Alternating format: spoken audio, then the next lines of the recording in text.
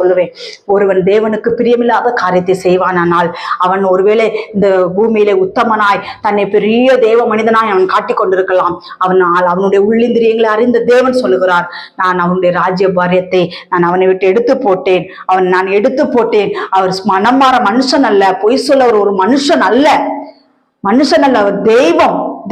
அவர் சொன்னதை செய்யும் தெய்வம். அவர் எதை சொல்றாரோ அதை செய்யக்கூடிய தெய்வம். அதனால கர்த்தருடைய பிள்ளைகளே, இந்த நாட்களிலே சவுலை போல கர்த்தருடைய சத்தத்துக்கு யாரெல்லாம் கீழ்ப்படியல, கர்த்தர் சொல்லுவாரு, எனக்கு ஆவியானவர் கொடுக்கிற வார்த்தைகள் என்னன்னா, கர்த்தர் நம்ம கர்த்தருடைய பாதத்தில் அமர்ந்திருக்கும் போது கர்த்தர் சில வார்த்தைகளை கொடுப்பார். பார்த்துக்கங்க கர்த்தருடைய பிள்ளைகளே. ஆனால் ஊழியக்காரர்களுக்கு பயம், இந்த வார்த்தைகளை நாம் போய் பிரசங்கம் பண்ணினால் ஆத்துமாக்கள் சபை விட்டு போயிடுவார்களோ. கர்த்தர் சொல்லுகிற வார்த்தை நாம் சொல்லும் பொழுது எப்படி ஜனங்கள் சபை விட்டு போவார்கள்? இதுக்கு